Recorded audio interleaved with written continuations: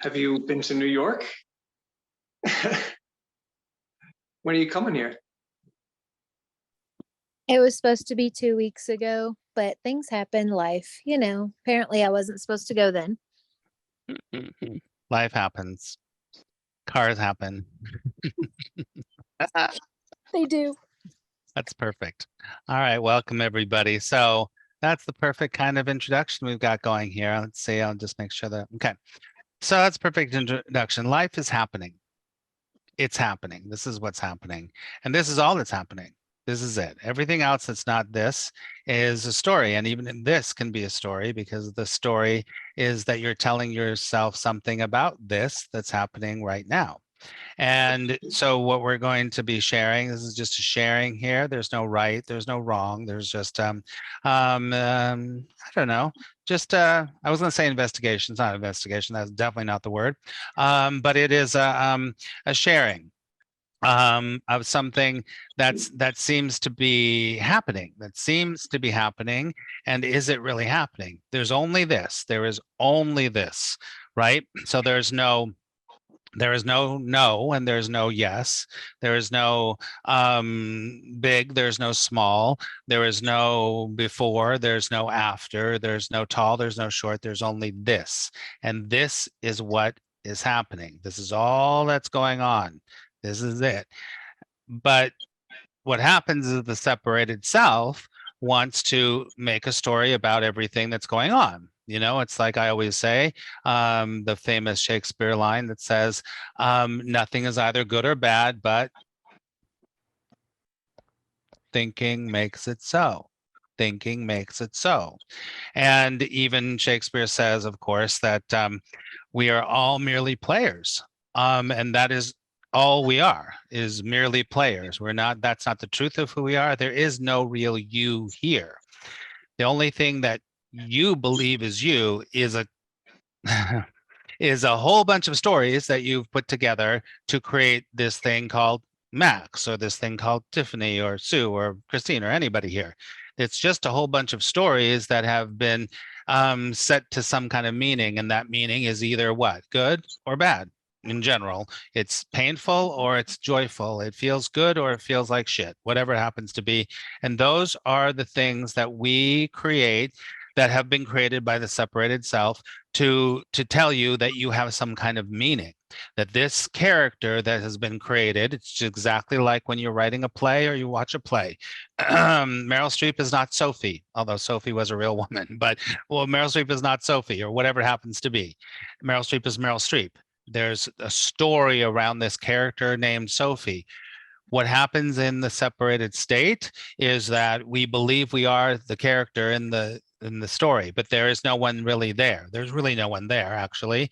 And so today, this is what we're talking about. Really, there's nothing separate. There's no me and there's no you. Even there's no life and there's no death. There is just what is happening. What is happening? There's only this aliveness that's going on in this moment. That's all that's happening. And when the separated self believes it's out of the moment, that's even what's happening. Because when you try to be in the moment, that's what's happening. When you feel like I'm trying to be in the moment, that's what's happening.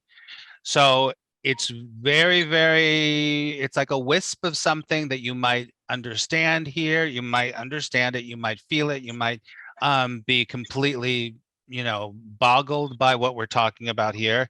But there is, one of the other things that I always say is there is nowhere to go.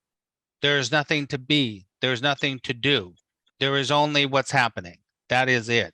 And that's what this gathering's all about, because what I have seen is in my work, of course, and then of course for myself, I won't talk about that too much tonight, but that the separated self is constantly trying to better itself and overcome its things. And listen, there's nothing wrong or right about any of what I'm saying right now, nothing at all. But to kind of get a grasp on what's being shared here is that the separated self, the character, is always trying to manipulate something. manipulate time, manipulate the self, manipulate the brain, manipulate whatever. This sharing is that to say that there's something else. And that something else is basically impossible to articulate, but you can have a resonance with it. And many people do have a resonance with it. And it can scare that shit out of people, because what it then happens if you have a resonance to this is that it can, not always, but it can be like, well, what have I been doing this whole time? I've been searching and looking and trying and finding, and all of that is meaningless. It doesn't mean anything. It meant something to the character, that's for sure. Otherwise, you wouldn't be, doing all of this stuff. And when this is seen, it's very, very clear. It's incredibly clear. And when that happens, there's no one there for it to happen to, which has that other layer on here. When it begins to be resonated with, then it can make the character scared. It can make the character freak out. It can make the character joyful. It can also be incredibly freeing when you finally go, oh my God, that's it. Joy comes with it a lot. So that's what we're talking about today. And so we're here to just share your experience of what's happening. There is no right, there's no wrong. We can ask questions, we can talk back and forth. And that's what these gatherings are about. It's completely open, and there's no right or wrong. So if anyone wants to say anything or ask anything, that's it. So welcome, everyone.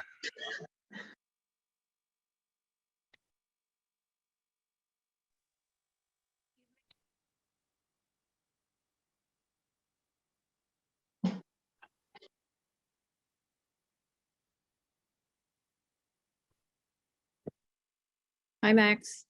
Hey, Sue. Good to see you. Good to see you. Oh, you muted yourself. There we go. Sorry. Thank you for having this forum for all of us. And it's great to see you too, and actually get to interact with you like You look this. great. Thanks. I really love you, and I've followed you now for a couple of years, as you know, and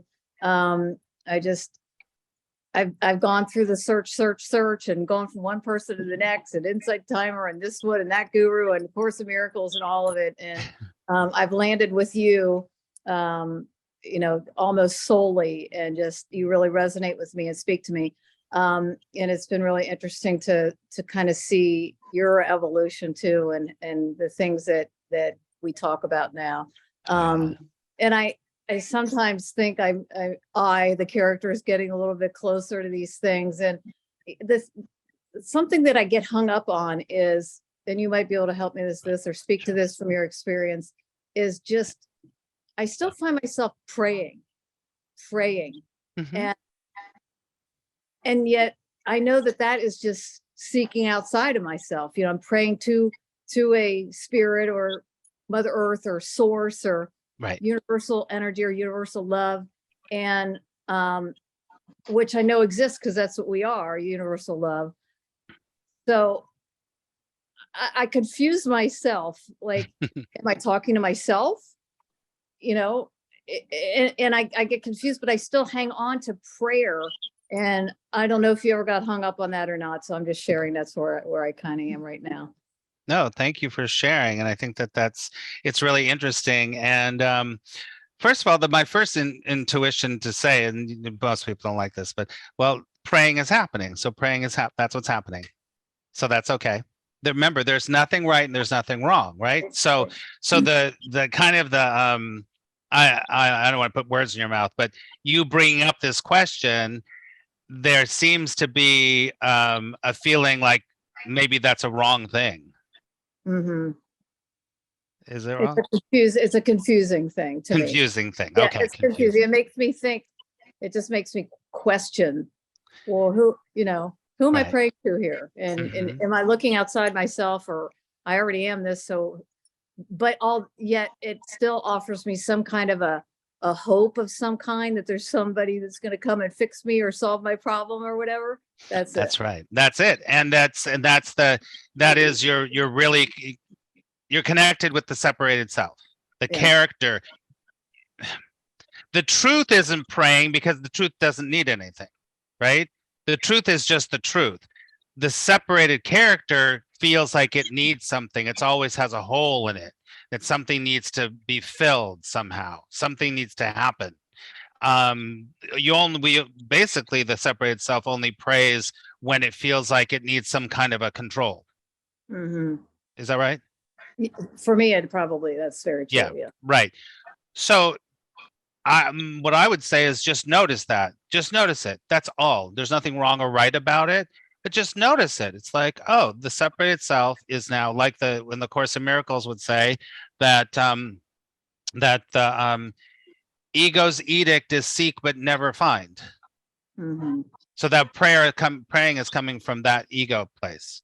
It's seeking to find something other than this. Mm-hmm. Right. Okay. It is confusing though. I understand that. Mm-hmm.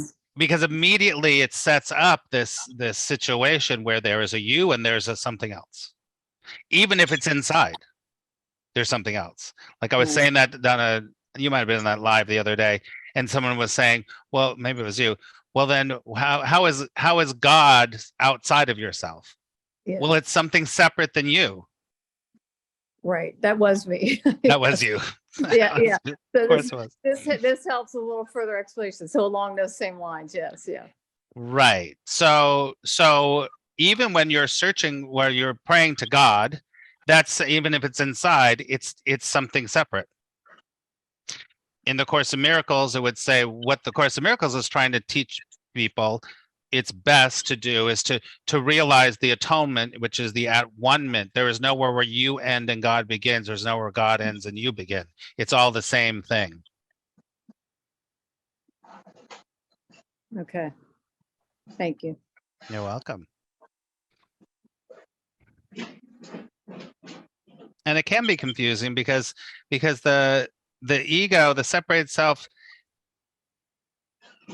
its whole existence is based on being other than everything else.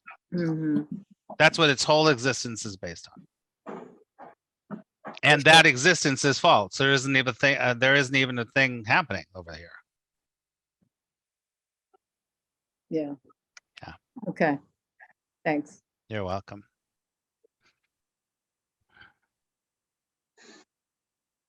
Max, do you remember when I got it? I'm not sure. Well, I've seen you get quite a few things, so I No, don't know exactly. This specific thing that we're talking about. I'm not sure. We were on, it was exactly one of these continual search meetings. And somebody else, just like Sue, had brought this up. And I was just listening and sitting there. And then I turned on the mic and I said, you know, I've been struggling with that, Max, because I needed something, somebody, someone, some God to love. Hmm. And immediately when that came out of my mouth, I was like, because I don't love myself enough. And I was like, oh, and I mean, I was on camera and in front of other people, and I'm like, and I just kind of stopped, and you were like, yeah, like continue. And I couldn't, because I got it right then and there. I was like, oh, okay. And it's not wrong, because you can still talk to the source, all that is, because it is all that is. It's everything. It's me. It's you. It's all that is and everything. And it was interesting, because it was exactly a continual search meeting that I got the aha moment on this very subject. Yeah. There is no separation in anything. There's no separation. And, like I always say, and Tiffany, you're in the Course in Miracles group, and I always say, to remember when it says only love is real, that's only unconditional love. This is about unconditional love. And in a way, love is a misnomer, kind of. It's tough because we have all these ideas about love is, but it's unconditional potentiality that's going on. That's all that's happening. Unconditional potentiality that's happening. That's it. And you're not separate from it. You're not even you.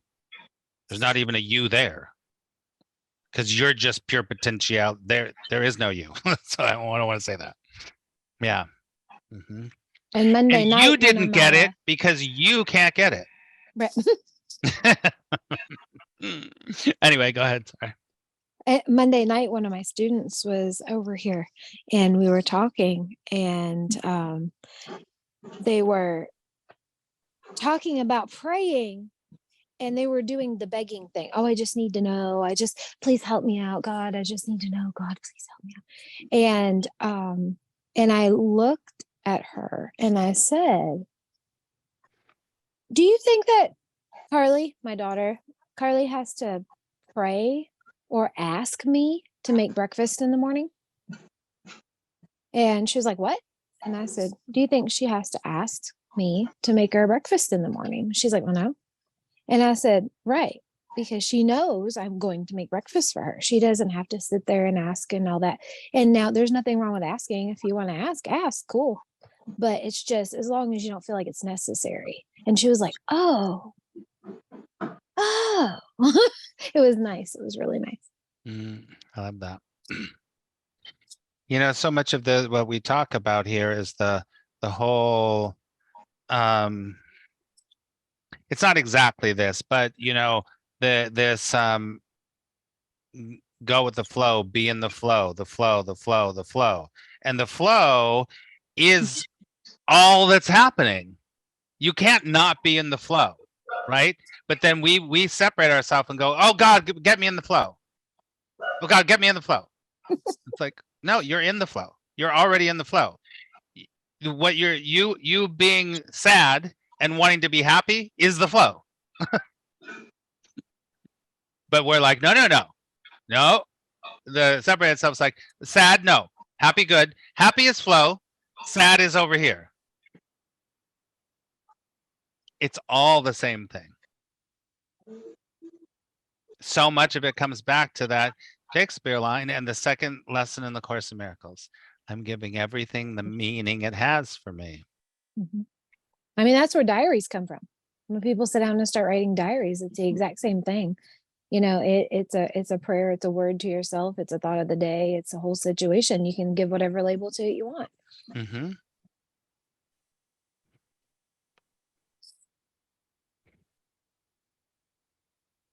Yeah, that reminded me, and I don't know if it was in one of your Instagrams, but somebody, or I read it, where we give meaning to everything. Another thing I heard was we breathe life into every thought. And that is, that has stuck with me. We breathe life into every thought. And isn't that the truth? Yeah, for sure. Mm-hmm. Yeah. And then just take even one step further is that the thought is life already. It is already life. It's already there. I said this on a TikTok the other day, it's like the cause, and I've said this a million times, the cause of all suffering is a separated self thinking something is good or bad, or it's life or it's death. That's why the Course in Miracles is always saying there is no death. You are not a body. You is no death. You're not a body. And people are like, what? No, you're not a body. There's something else. Something else is going on here. Mm-hmm. I think that is a very important thing to explore, because until you do, it's always just going to be an idea that you can either believe or not, right? Like, it could seem like, well, I must be the body, right? Like I feel that, like, so yeah, that inquiry into that idea is really important. And I did that about a week ago, someone online kind of took me through that inquiry process. It was just through a recording, but I followed along with it, and it's changed my perception of things. In fact, to such a degree that it's like you can't, like, I get why you can't put words to it, or at least it's difficult, and you can't try to put words to it. It just has to come out. That's like another pointing. So do we want to look into how we're not the body right now? Do you think that's worth it? Sure. There's no right or wrong. There's no right or wrong. I think it, and you've heard me, Max, bring this up with concern before, but it seems to be coming back to this constantly. Your direct experience is all you have, right? In your entire existence, direct experience. That's it. what we're working with. That's like it. Exclusively. Yeah. That's all you have ever worked with, is your direct experience. So we have to look to that. We have to like come back to the direct experience if we're gonna inquire, right? Because if we aren't looking at direct experience, then we're looking through the lens of the ego, because it's always going to be Everything else is like what the Course would say. You're only seeing the past. Everything is a story. Everything is a story. Exactly. But the only thing that's not a story is what is. What exactly? What is? And when we say, when we're talking about the body thing and everything, obviously, so much traditions say, do your self-inquiry. Who am I? Who am I? Who am I? Who am I? Right? Which is really powerful, very powerful. But if you go to the next level, like I always have said, and I think it's even more powerful, or more, I don't know, pointing in the direction we're going towards, is the saying, what am I? What am I? Because if we keep saying, who am I? It's still so connected to the body. Then you're like, oh no, well, I'm not a Max, I'm a Vince. But what are you opens you up even more to what are you? What am I? And then you start to, when you really inquire there, then that vibrational letting go of it all starts to, you do start to get to that, oh my gosh, there's something else going on here. There is no death. Sorry, I just want to say that. Go ahead. That's fine. Another friend of mine named Max gave me a really good pointer, saying that I don't know what I am, but I know that I am. Right? Maybe we don't know what we are in this moment. That could change, but maybe we don't know what we are, but we know that we are. Well, to know indicates that there's a separate self, knowing something.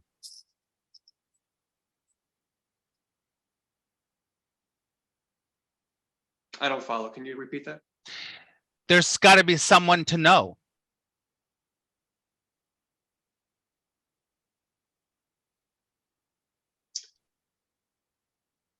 Right. And there is no one.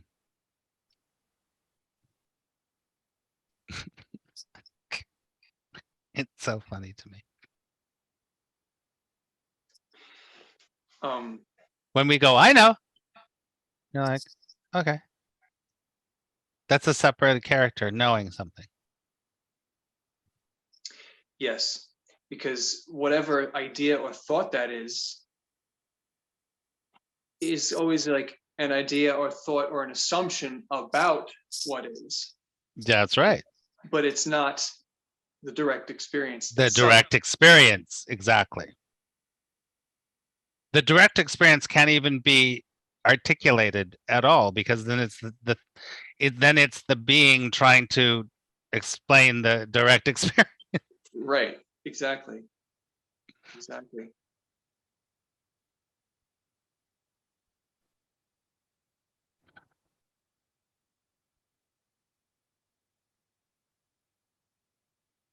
This all can be very confusing, but also when it starts to resonate, it's also very incredibly comforting. It can be anything. It can be anything. Sometimes it can be very comforting, like, thank the Lord. Ah.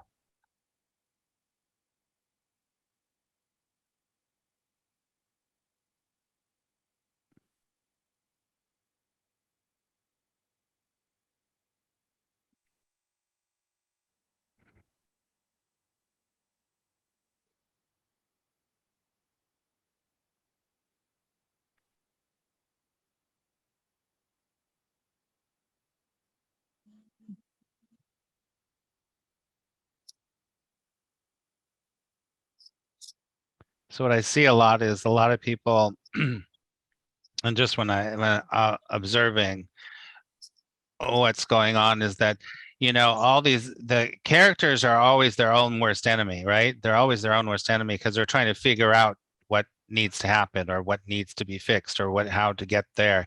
And they're so involved in that thing of fixing the self or altering the self or changing the experience that they're missing everything, while everything is going on and they're missing it all.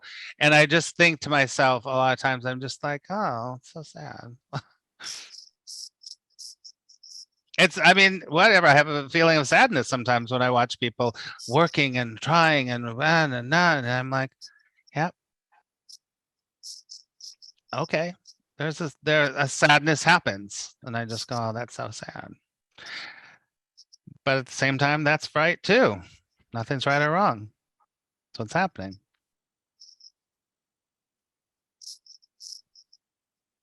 I got set free within myself, within my internal character of anger toward a parent feeling that way. Because instead of allowing them to, create anger in me, I looked and I would just say things like, I'm just really glad that I don't have to live like that. I'm so thankful that I don't live like that.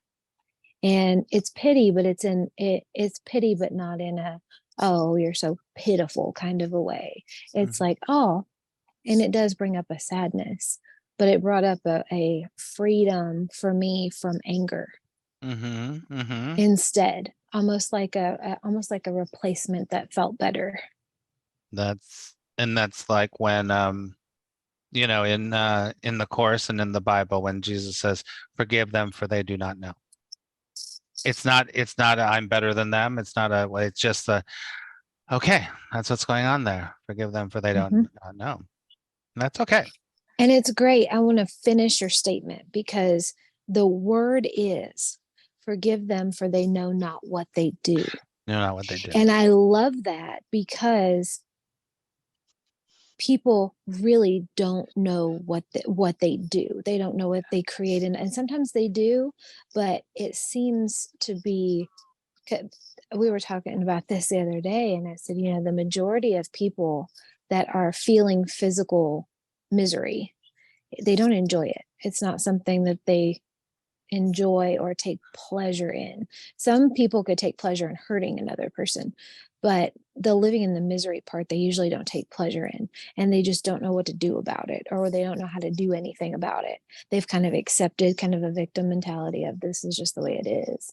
And I find it very interesting. And so the forgive them for they know not what they do is interesting wording. That's even better.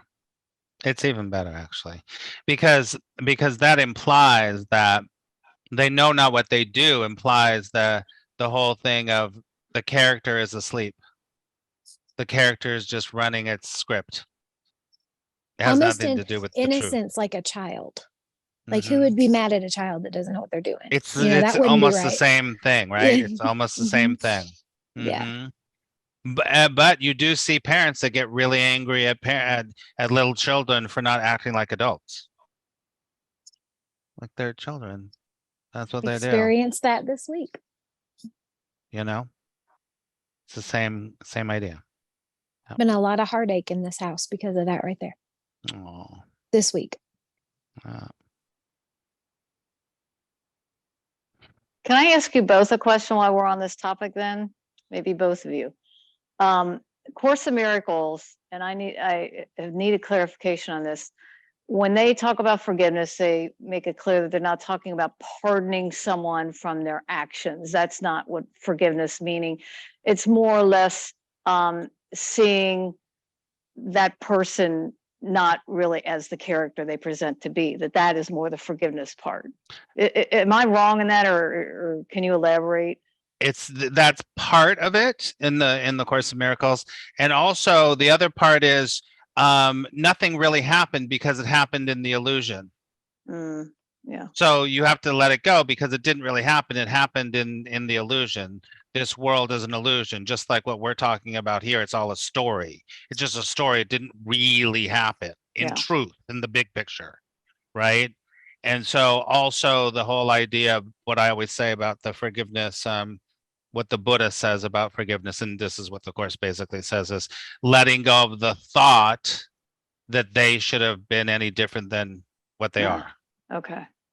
Yeah. Because that's what they did. That's the acceptance part. In the illusion, that's what happened. But what happens in the illusion isn't real anyway. Yeah. Okay.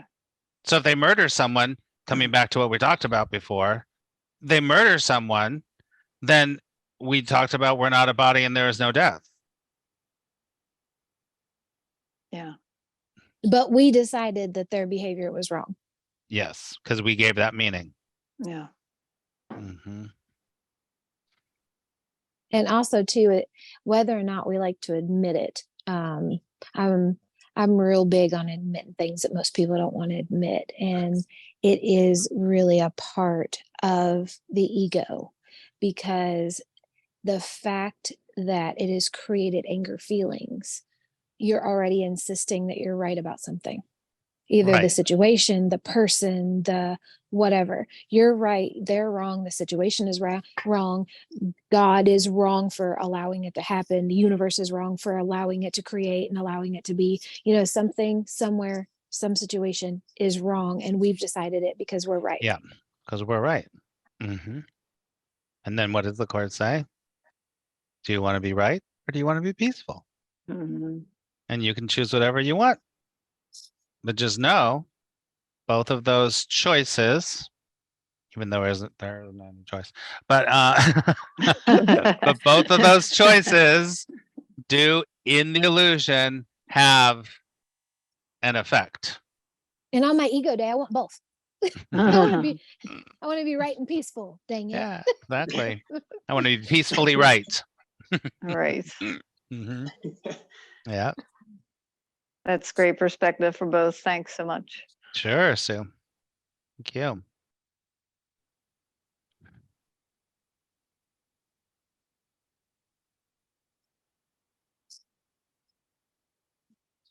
And thanks for making me sing Rent in my head, Max. There's only this. Oh, No day but today.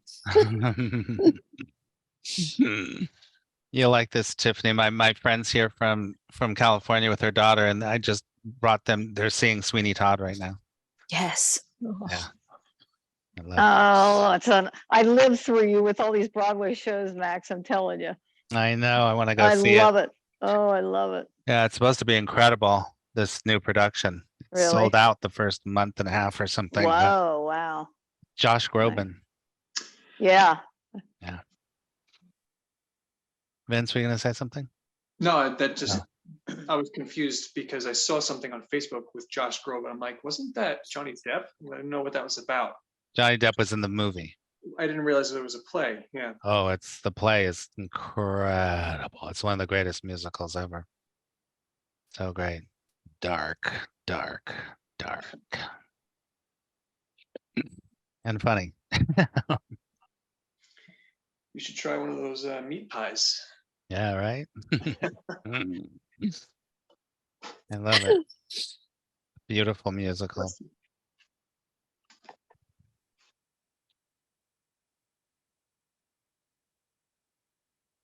I hear human flesh tastes like bacon. That's Oh, just what really? I've been told. Oh, you That's shouldn't direct say that. experience. Bacon is good.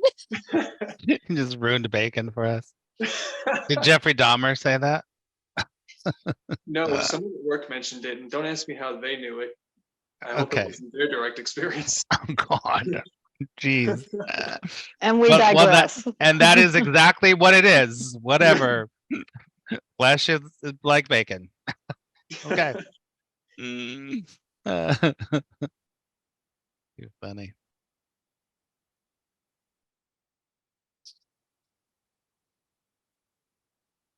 Oh, bye. I guess the flesh part drove her away.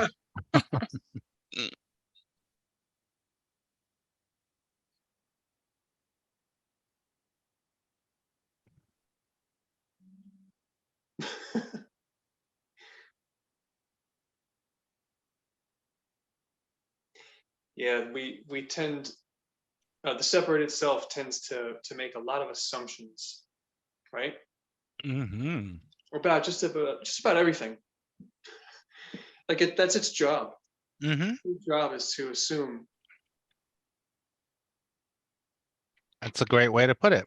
To really notice how that does that, because every single person here can look at that and think about all the assumptions you make. I used to ask my students to make a rule book, and they're like, "What's a rule book?" I'm like, "I want you to make a rule book of life." So you have rules about how to eat, you have rules about what people should do, you have rules about the weather, you have rules about your toes, you have rules about you have rules about everything. And so that's all based on your assumptions. So your assumptions, these are your rules, and then you assume, then you go out in the world and go, here are the rules. Kind of like assumptions. And assume other people are supposed to do it too. Of course, they have to have your rule book, and if they don't have your rule book, I was listening to a debate on TikTok about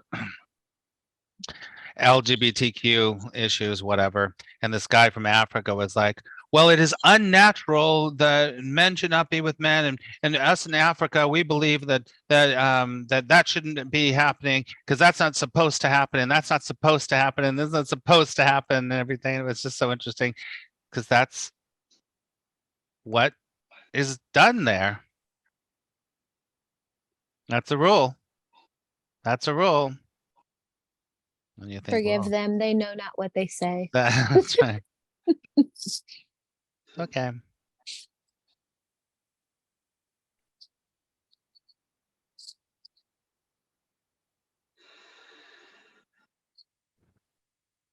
And we're just as guilty. We do it all the time. When we go out, I tell my daughter how to act and what to do and what's appropriate and what's not appropriate. Like, who said so? You did. Yeah. And someone told me, and it just keeps on.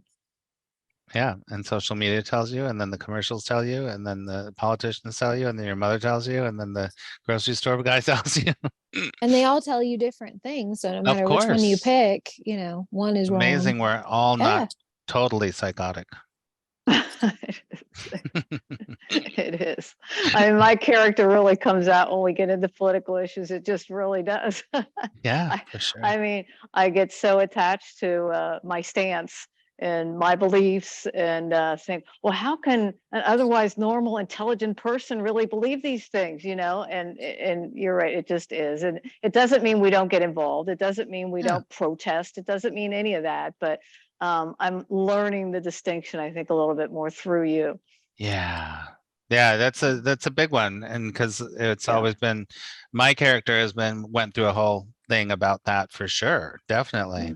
Mm-hmm. And I've decided, I've just what's happened in the recent past, who knows what's going to happen tomorrow.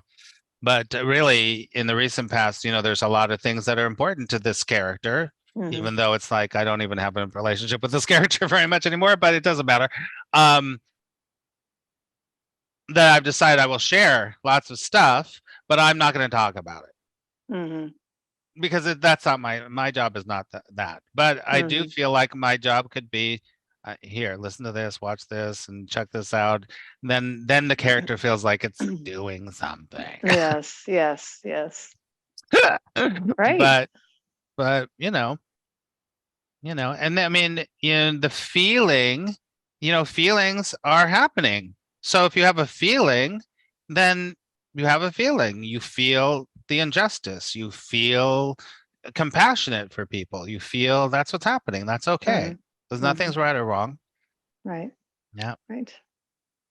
But what happens in what we're pointing to here is that when the character starts going away more, there's not as much for it to grab into. Grab onto, yeah. Yeah. Mm-hmm.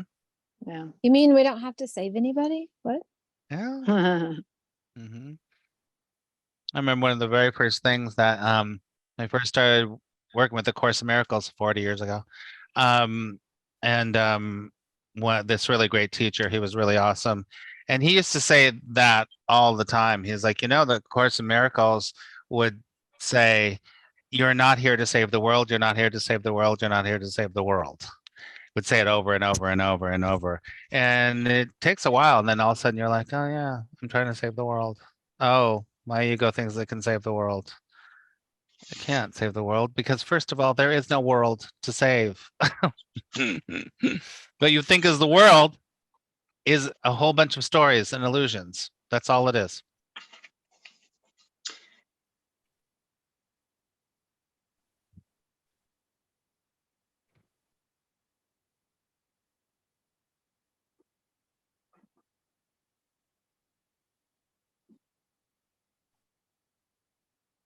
Somebody told me, go ahead, Vince.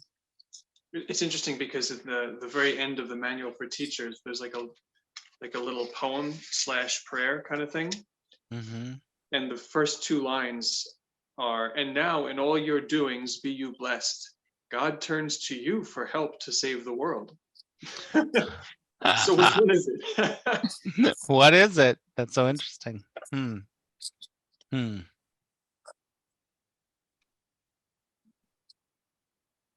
See, that's where now this is.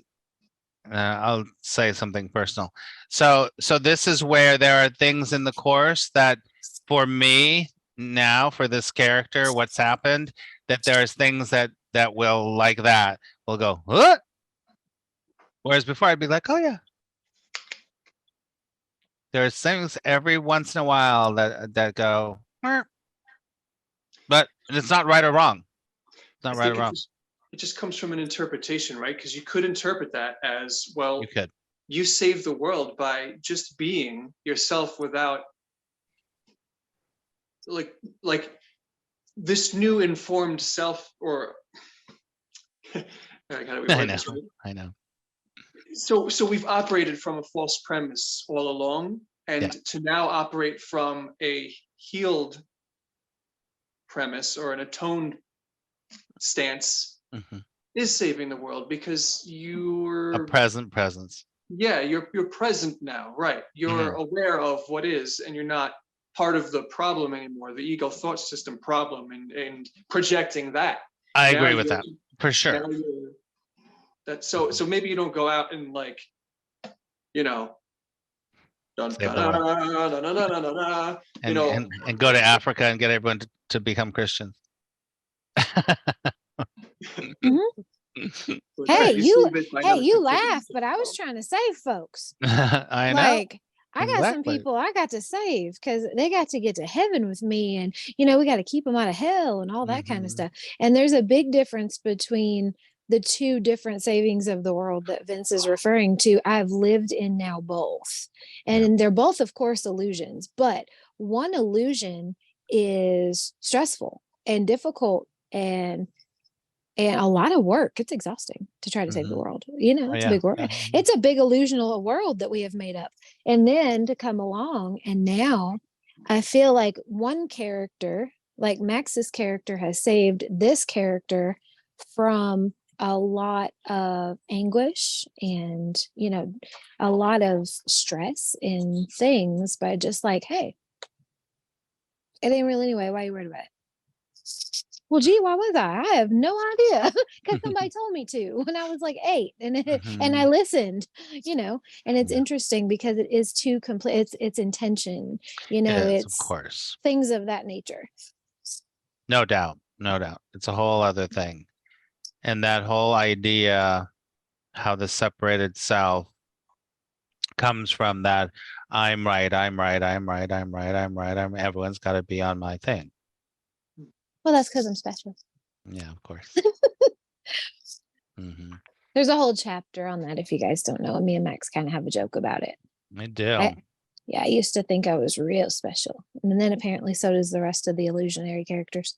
The section in the Course in Miracles about specialness is really, really powerful, incredibly powerful. This treachery of specialness, it's really powerful.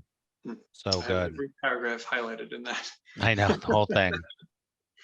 Because that is when, I mean, I'm telling you that, because the Course is non-duality teaching. It's trying to teach you all of this stuff. And so that thing about specialness, boy, oh boy.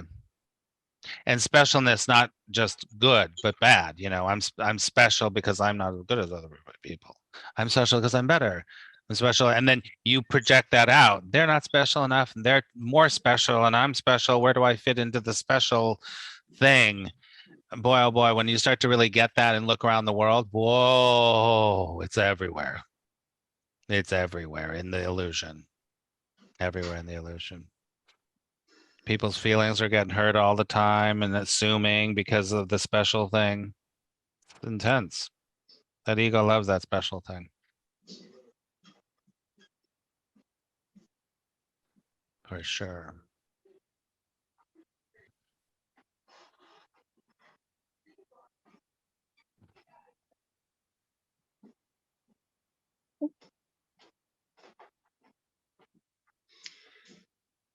So I guess on the topic of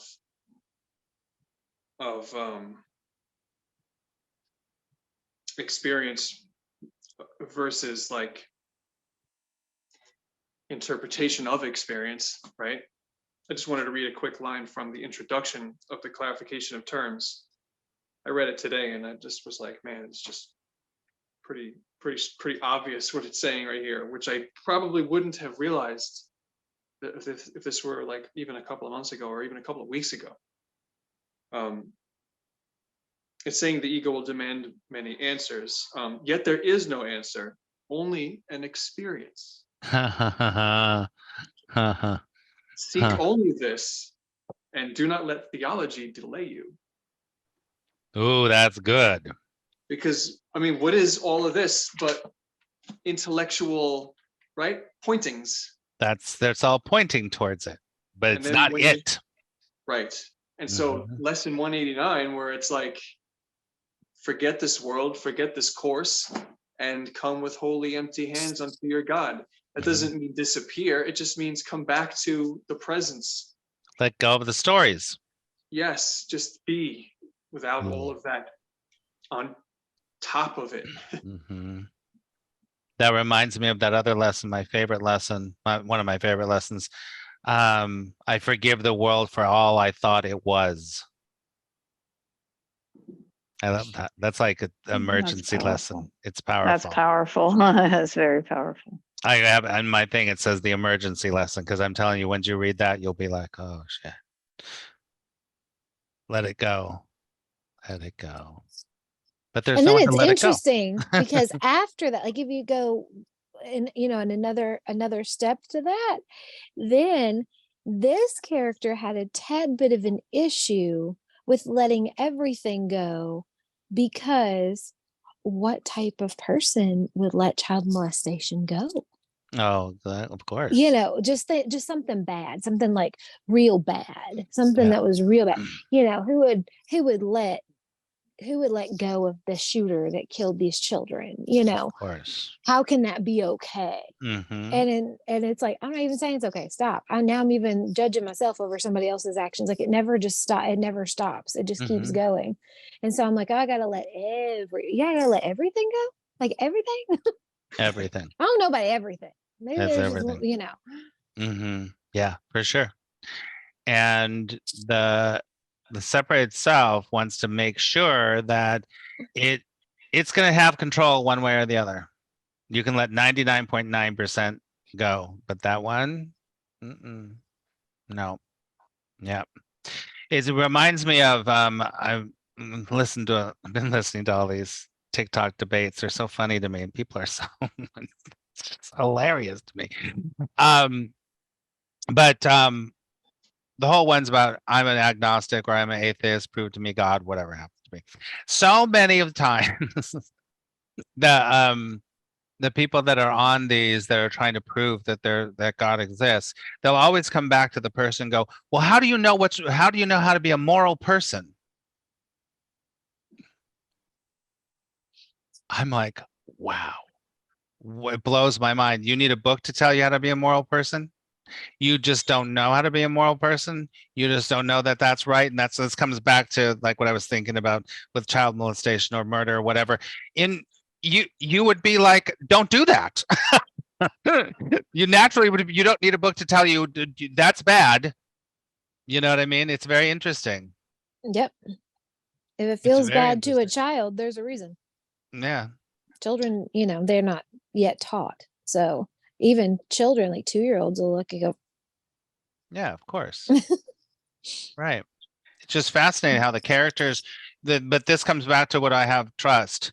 You don't trust anything. You need someone to, this is what my title of my my thing the other day was your daddy issues.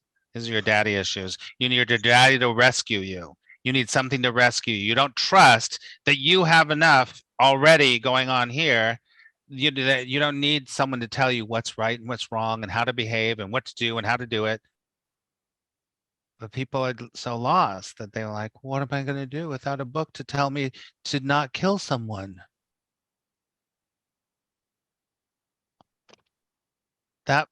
This character is blown away by that and like, really? Wow.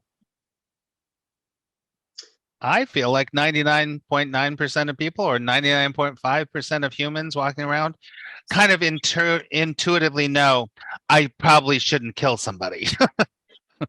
Common law. Common law comes from common sense, I think. Common sense, exactly.